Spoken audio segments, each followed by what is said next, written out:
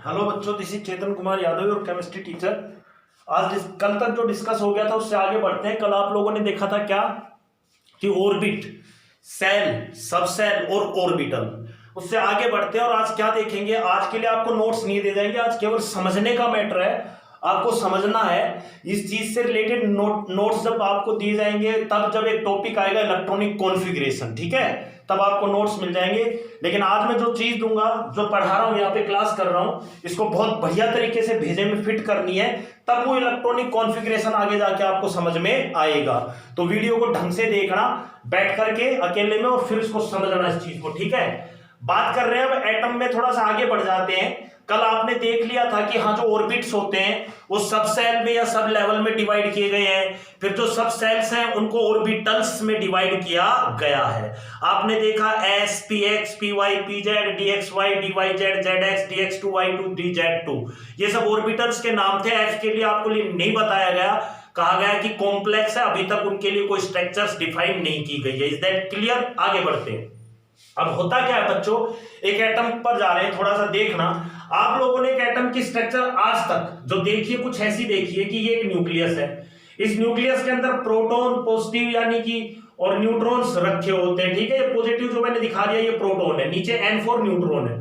इसके चारों तरफ ऐसे आपने पढ़े कि ऑर्बिटल्स या ऑर्बिट जो भी अब तक पढ़ा था वो होते हैं। फिर आपने पढ़ा है यहाँ पे 2 इलेक्ट्रॉन्स होते हैं। फिर आपने पढ़ा है यहाँ पर 8 होते हैं। ये बात सही है कि आपने कल इस चीज को देख लिया है कि हाँ, पहले में 2 ही आएंगे, उसके बाद 1 2 3 4 5 6 7 एंड 8, ठीक है, 8 आएंगे, फिर 18 आएंगे। क्यों? क्योंकि कल आपको बता दिया गया है कि एक ऑर्बिटल में मैक्सिमम 2 इलेक्ट्रॉन आ सकते हैं। तो फर्स्ट जो ऑर्बिट होता है उसमें एक ही ऑर्बिटल होता है s, तो उसमें 2 इलेक्ट्रॉन है।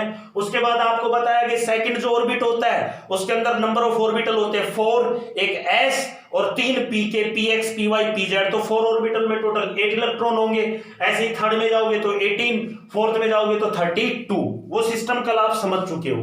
अब बात ये चल रही है कि क्या जो यहां पर एक डायग्राम बना रखा है बोर्ड पर, एटम की स्ट्रक्चर रियल में ऐसी होती है, इलेक्ट्रॉन्स ऐसे होते हैं? तो पहले तो इस चीज को दिमाग से निकालो कि जब आपने पढ़ लिया एक ऑर्बिटल में 2 इलेक्ट्रॉन होते हैं, तो यानी कि इलेक्ट्रॉन ऐसे नहीं मिलेंगे, 2 कपल में मिलेंगे, पेयर्स में मिलेंगे। यानी कि मैं इस डायग्राम को बनाऊं तो कुछ यूं बनाऊं, ये न्यूक्लियस, ये फर्स्ट ऑर्बिट है और इसमें 2 इलेक्ट्रॉन ऐसे होने चाहिए। ये सेकंड ऑर्बिट है और इसके जो 8 इलेक्ट्रॉन्स हैं वो ऐसे होने चाहिए। क्लियर? अब बात करते हैं कि क्या रियल में ये ऐसे होते हैं। सेकंड स्ट्रक्चर पर चले जाओ, ये फर्स्ट है जो आपने आज तक देखी है।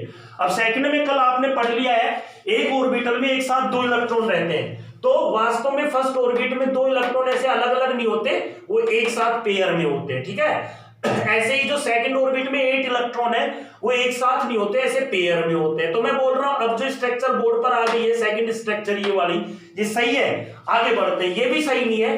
दरअसल ये इलेक्ट्रॉन ऐसे नहीं होते पेयर में, ये पैरेलल पेयर्ड होते हैं। कैसे? जैसे ये न्यूक्लियस है, ये फर्स्ट ऑर्बिट है और फर्स्ट ऑर्बिट के 2 इलेक्ट्रॉन ऐसे पेयर्ड है। ये सेकंड ऑर्बिट है, इसके 8 इलेक्ट्रॉन ऐसे पेयर, पैरेलल पेयर्ड। यू समझ गए? ये इलेक्ट्रॉन यहां ऐसे, देखो मेरी उंगलियां ऐसे यूं मूव कर रहे होते हैं, आगे पीछे नहीं मूव होते, ऐसे एक दूसरे के आगे पीछे नहीं होते, बल्कि एक साथ पैरेलल यूं चलते हैं। क्लियर है? आगे बात समझ में? चलो आगे बढ़ते हैं। तो यानी अब हम कह सकते हैं ये स्ट्रक्चर कुछ ऐसी होती है। ये भी एकदम सही स्ट्रक्चर नहीं है। चौथी स्ट्रक्चर पर आ जाते हैं। आपने पढ़ा है कि जो फर्स्ट ऑर्बिट होता है उसमें तो एक ही ऑर्बिटल होता है, ठीक है, वो दिख गया, जिसको हम बोल देते हैं एस, उसके दोनों इलेक्ट्रॉन ये रहे।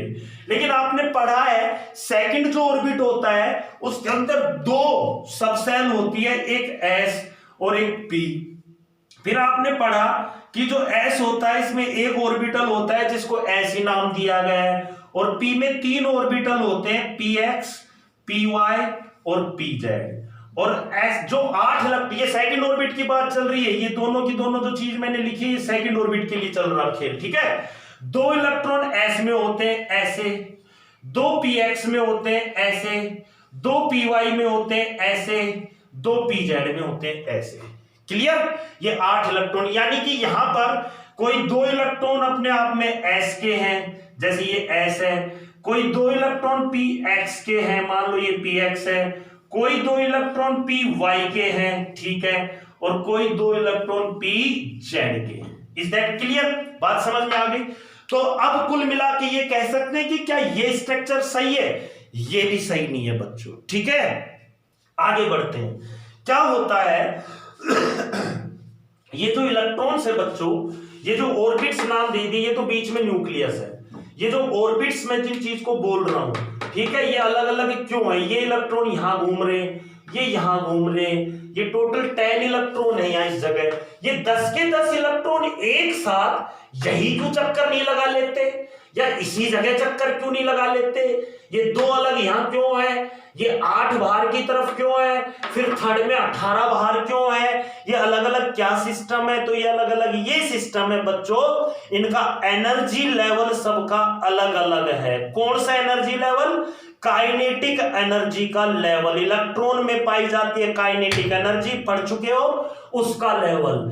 इन इलेक्ट्रॉनों की काइनेटिक एनर्जी या मैं कहूं स्पीड डिफरेंट है और बाहर वालों की डिफरेंट है। ये धीरे घूम रहे हैं, बाहर वाले थोड़ा तेज घूम रहे हैं, और बाहर वाले और तेज घूम रहे हैं, उससे बाहर वाले और तेज घूम रहे हैं। यानी कि जब आप जैसे जैसे नंबर ऑफ ऑर्बिट में बाहर की तरफ जाते हो, तो जो काइनेटिक एनर्जी का अमाउंट है इलेक्ट्रॉन का, वो इंक्रीज होता चला जाता है। आ रही है बात समझ में? यहां आ जाओ नीचे। ये न्यूक्लियस है, और ये फर्स्ट ऑर्बिट है, ये सेकंड ऑर्बिट है, ये थर्ड ऑर्बिट है, और ये फोर्थ ऑर्बिट है, ठीक। यहां पर जो इलेक्ट्रॉन यहां घूम रहे होते हैं, इनकी काइनेटिक एनर्जी कम है, इनकी काइनेटिक एनर्जी ज्यादा है, इनकी और ज्यादा है, इनकी और ज्यादा है, ठीक है। आगे बात समझ में? क्यों है भाई ज्यादा, क्यों है ये कम, ये उससे ज्यादा, ये उससे ज्यादा? यानी मैं ये फर्स्ट ऑर्बिट है आपका, के जिसको बोलते हैं, ये एल है या सेकंड है, ये एम या थर्ड है, ये एन या फिर 4 है। तो इन काइनेटिक एनर्जी का मैं ऑर्डर लिखूं तो फर्स्ट की सबसे कम है, सेकंड की उससे ज्यादा है, थर्ड की उससे ज्यादा है, और फिर आगे ये बढ़ती चली जाएगी, फोर्थ की उससे ज्यादा, फिफ्थ की उससे ज्यादा है। क्यों है? इसलिए थोड़ा सोचते हैं, एक पॉइंट पर बात करते हैं, थोड़ा यहां आ जाओ। मान लो कि ये है तुम्हारी स्कूल का प्लेग्राउंड, ठीक है, और जो आपके फिजिकल इंस्ट्रक्टर है, जो आपके पीटीआई सर है, वो आप लोगों से रेस लगवाना चाहते हैं, और ये ट्रैक बना दिए गए, ठीक है, इनमें आपको दौड़ना है। और उन्होंने क्या किया, एक बच्चे को यहां खड़ा किया, एक बच्चे को यहां खड़ा कर दिया, एक को यहां, सबको इक्वल एक पॉइंट पर ऐसे एक लाइन में खड़ा कर दिया, और बोला भाई चलो दौड़ लगाना शुरू करो, इधर से ऐसे घूम के आना, और इसी पॉइंट पे आकर तुम्हारी रेस खत्म होगी, ठीक है। और एक कंडीशन लगा दी उनके साथ। कंडीशन क्या लगा दी कि तुम सब लोगों में से किसी को फर्स्ट नहीं आना है, किसी को सेकंड, किसी को थर्ड नहीं आना है, सबको फर्स्ट ही आना है, यानी सबको एक साथ ही यहां पहुंचना है। आपको भी उतने ही टाइम में यहां पहुंचना है, आप सेकंड वाले को भी, आप थर्ड वाले को भी, और आप फोर्थ वाले को भी उतने ही टाइम में पहुंचना है। मैथ आप लोगों ने पढ़ रखी है, आपको पता है, इसको पेरीमीटर बोलते हैं। ये चीज, इसकी जो लेंथ है पेरीमीटर की, ये डिपेंड करती है इस रेडियस पर। जैसे जैसे आप बाहर जा रहे हो, रेडियस इंक्रीज हो रही है। पेरीमीटर का फॉर्मूला होता है 2πr, r यहाँ पे रेडियस है, तो जैसे जैसे r इंक्रीज होगी, पेरीमीटर इंक्रीज होगा, तो डिस्टेंस, यहाँ पे जो डिस्टेंस है, पाथ डिस्टेंस है, रास्ते की डिस्टेंस है, वो बढ़ जाएगी। तो अगर ये बंदे की डिस्टेंस काउंट करोगे तो कम है, इस बंदे के लिए पाथ डिस्टेंस ज्यादा है, इसके लिए और ज्यादा है, इसके लिए और ज्यादा है। और अगर सबको इक्वल टाइम में पहुंचना हो तो इसको थोड़ा स्लो चलना पड़ेगा, इसको थोड़ा तेज चलना पड़ेगा, इसको थोड़ा और तेज चलना पड़ेगा, इसको सबसे ज्यादा तेज चलना पड़ेगा, ठीक। इसलिए जैसे जैसे न्यूक्लियस से बाहर आते हैं, नंबर 2 ऑर्बिट में इंक्रीज करते चले जाते हैं, तो काइनेटिक एनर्जी ऑफ इलेक्ट्रॉन्स जो होती है वो इंक्रीज होती चली जाती है। किस रीजन के कारण? इतनी चीज समझने के बाद क्या बोलोगे अपनी तरफ से? अगर एक वर्ड आपको देना हो तो क्या वर्ड या क्या सेंटेंस यूज करोगे इस चीज को डिफाइन करने के लिए? बच्चों ये सवाल पूछा जा चुका आईआईटी में भी, नीट में भी, कि kinetic of energy of electrons क्यों इंक्रीज होती जाती है? जैसे जैसे आउटर ऑर्बिट की तरफ हम मूव करते हैं। ठीक है, तो इसके लिए बच्चों एक लाइन बोलनी पड़ेगी कि इनका जो साइकिल टाइम है सबका इक्वल है। All electrons which are present in different orbitals have their cycle time as similar or equal। इन सब का साइकिल, अगर ये बंदा 5 सेकंड में तय करता है दूरी को, तो ये भी 5 ही सेकंड में तय कर रहा है, ये भी 5 सेकंड में ही, ये भी 5 सेकंड में ही। इसीलिए जैसे जैसे हम बाहर जाते हैं काइनेटिक एनर्जी इंक्रीज होती चली जाती है। सबको समझ में आ गया? क्लियर है? तो मैं बोलूंगा जो ऑर्बिट्स, मैंने यहां पे आपको ऑर्बिट, ऑर्बिटल, सबसेल, ये सब कुछ आपने पढ़ा है, उसमें अगर आप काइनेटिक एनर्जी का लेवल देखना चाहो, ठीक है, तो वो कुछ इस तरीके से होगा। एक बार दिखा रहा हूं आपको, देखियो।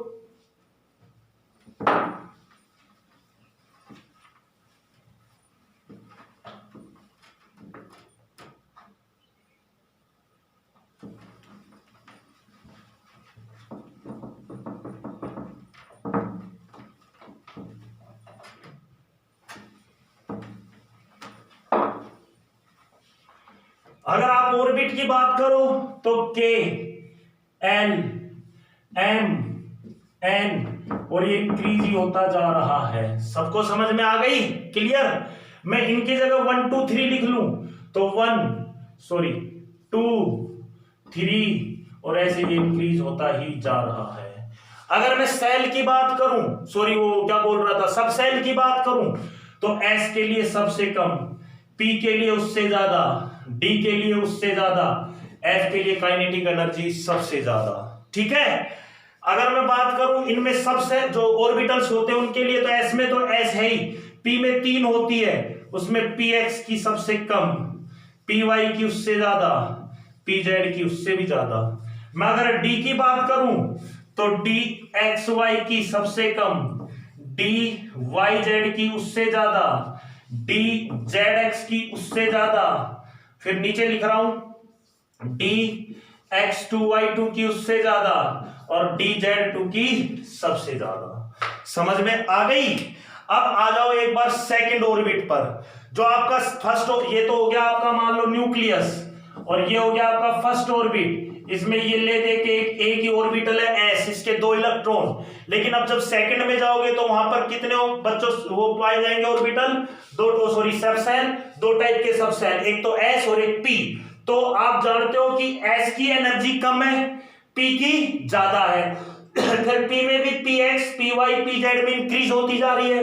तो आपका जो सेकंड ऑर्बिट है उसमें पहले जो 2 इलेक्ट्रॉन मूव कर रहे होंगे वो एस के होंगे, फिर 2 इलेक्ट्रॉन मूव कर रहे होंगे वो पी एक्स के होंगे, फिर 2 इलेक्ट्रॉन मूव कर रहे होंगे पी वाई के होंगे, और फिर होंगे पी जेड के। ये 2 इलेक्ट्रॉन एस हैं, ये 2 इलेक्ट्रॉन पी एक्स हैं, ये 2 इलेक्ट्रॉन पी वाई है, और ये 2 इलेक्ट्रॉन पी जेड है।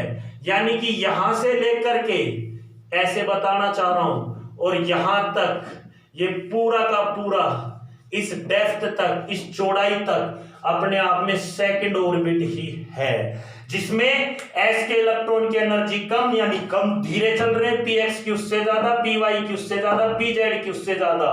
तो सेकंड जो ऑर्बिट है उसके जो 8 इलेक्ट्रॉन, अभी पीछे जो भी स्ट्रक्चर देखी थी कैसे भी बनाए गए हो, वो वैसे नहीं होते, बल्कि कुछ ऐसे होते हैं। ठीक है, एस के यहाँ पे पी एक्स के उससे बाहर, पी वाई के उससे बाहर, पी जेड के उससे बाहर, और टोटल हो गए 8 इलेक्ट्रॉन। अब आएगा थर्ड ऑर्बिट, उसमें पहले 3s के इलेक्ट्रॉन, अब मैं 3 वर्ड जोड़ रहा हूं, सबके साथ 3 बोल रहा हूं डिफाइन। जैसे ये बोलूंगा 2s, 2px, 2py, 2pz, 2 बता रहा है सेकंड ऑर्बिट को। ऐसे ही यहां 3s के इलेक्ट्रॉन सबसे पहले, फिर होंगे 3px, फिर 3py, फिर 3pz। अब आएगा d का नंबर, क्योंकि d की एनर्जी p से ज्यादा होती है, तो d वाले p से बाहर बच जाएंगे।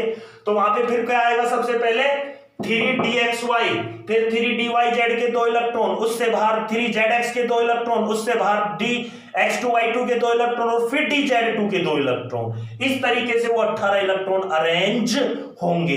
तो यानी कि हम जो आज तक स्ट्रक्चर देखते आ रहे हैं, एक एटम की स्ट्रक्चर वैसी नहीं होती है, बल्कि वो स्ट्रक्चर होती है कैसी, उसमें इलेक्ट्रॉन का अरेंजमेंट ऐसे बाहर की तरफ इंक्रीज होता चला जाता है। Is that clear?